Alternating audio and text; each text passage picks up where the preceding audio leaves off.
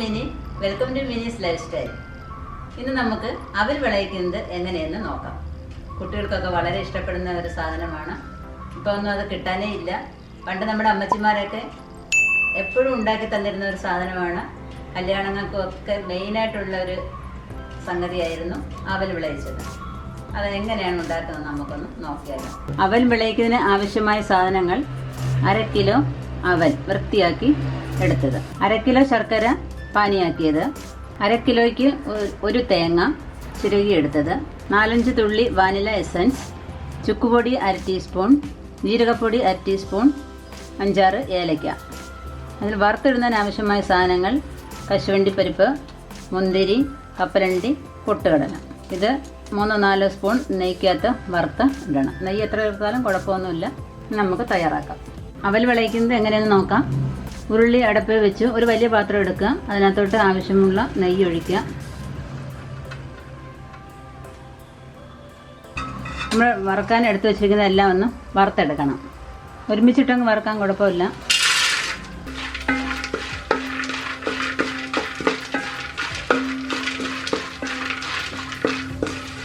എല്ലാം ഒന്ന് മൂത്ത് വരുമ്പോഴത്തേക്ക് അത് വാങ്ങുക, അത് മാറ്റാം.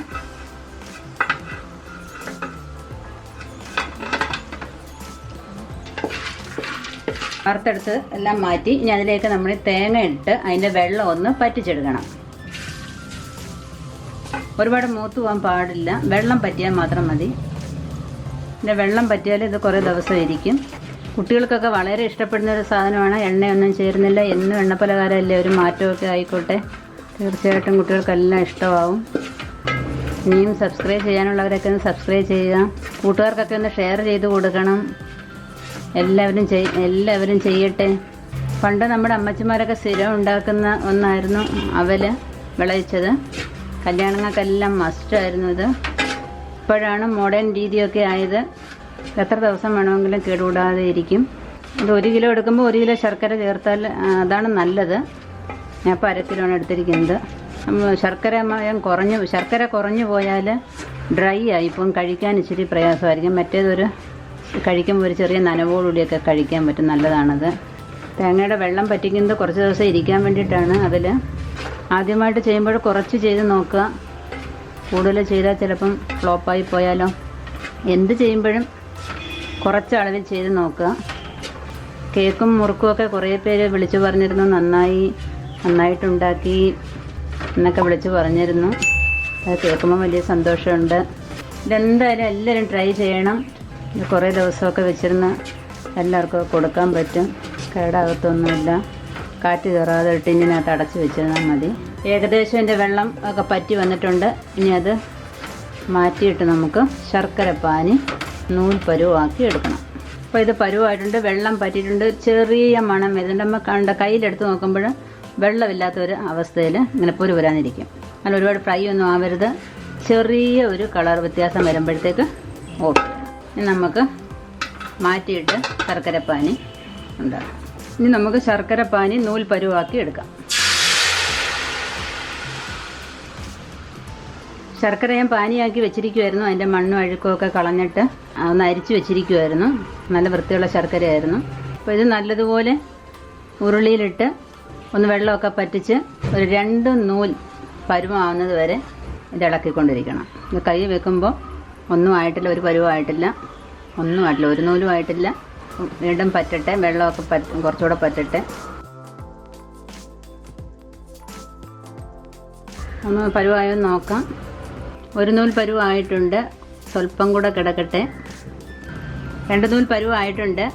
2 നൂൽ പരുവായി. നമുക്കതിന് ഓഫ് ചെയ്യാം.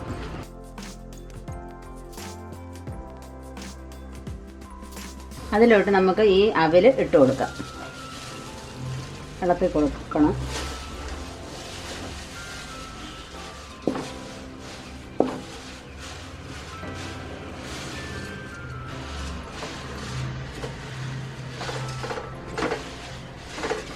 എല്ലായിടും ഒന്ന് ശർക്കര പിടിക്കണം.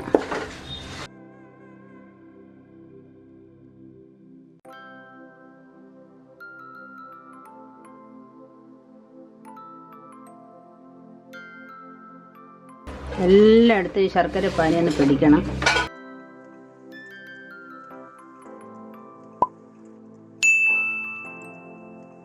അതിലോട്ട് തേങ്ങ ഇട്ട് കൊടുക്കുക.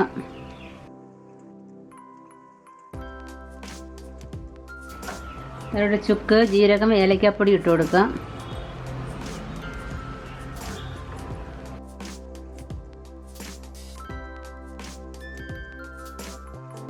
ഗ്യാസ് ഓഫ് ചെയ്തിട്ട് വേണം ഇതെല്ലാം ചെയ്യാൻ. 2 നൂൽ പരുവം ആകുമ്പോഴത്തേക്ക് ഗ്യാസ് അങ്ങ് ഓഫ് ചെയ്യണം. എന്നിട്ട് വേണം ഓരോന്നോരോന്ന് ഇടാനായിട്ട്. നല്ലതുപോലെ ഇളക്കി കൊടുക്കണം. അതിലോട്ട് വറുത്ത് വെച്ചിരിക്കുന്നത് ഇടുക.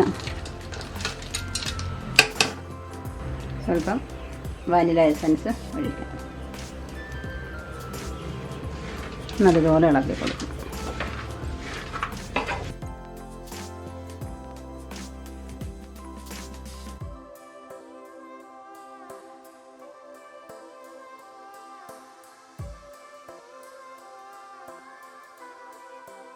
നമ്മൾ ചെയ്യുമ്പോൾ കുറച്ച് സമയമെടുത്ത് മെല്ലെ ക്ഷമയോടുകൂടി ചെയ്തെങ്കിൽ മാത്രമേ ഇത് പറ്റത്തുള്ളൂ. കുറച്ച് ചെയ്യണം തുടക്കത്തിൽ. ഇത് എല്ലായിടവും മധുരമൊക്കെ പിടിച്ചിട്ടുണ്ട്. ഇനി ഇതിനെ തണുക്കാനായിട്ട് വയ്ക്കും. ഉടനെ കഴിക്കുമ്പോഴേ അത് ഇരുന്നെല്ലാം പിടിക്കണം, എങ്കിലേ അത് രസമുള്ളൂ അവര് കഴിക്കാൻ. അപ്പോൾ നമ്മൾ അവര് വിളയിച്ചെടുത്തു. നന്നായിട്ടുണ്ട്, നല്ല ടേസ്റ്റാണ്. തീർച്ചയായിട്ടും നിങ്ങൾ ചെയ്ത് നോക്കണം. എണ്ണയൊന്നും ചേർക്കുന്നതല്ല, സ്വല്പം നെയ്യ് ചേർക്കുന്നത് മാത്രമേ ഉള്ളൂ, നല്ലതാണ്. അപ്പോൾ നിങ്ങളെല്ലാവരും ചെയ്യുമെന്ന് വിശ്വസിക്കുന്നു. ലൈക്ക് ചെയ്യാൻ മറക്കരുത്. കൂട്ടുകാർക്കൊക്കെ ഒന്ന് ഷെയർ ചെയ്യണം. സബ്സ്ക്രൈബ് ചെയ്യാൻ മറക്കല്ലേ. സബ്സ്ക്രൈബ് ചെയ്യുമ്പോൾ ഒരു ബെല്ലൈക്കൺ വരും. അപ്പോൾ നിങ്ങൾ നോട്ടിഫിക്കേഷൻ വരുന്നതായിരിക്കും. നിങ്ങൾക്ക് നല്ല നല്ല റെസിപ്പീസും വീഡിയോസും ഒക്കെ കാണാൻ പറ്റും. നന്ദി.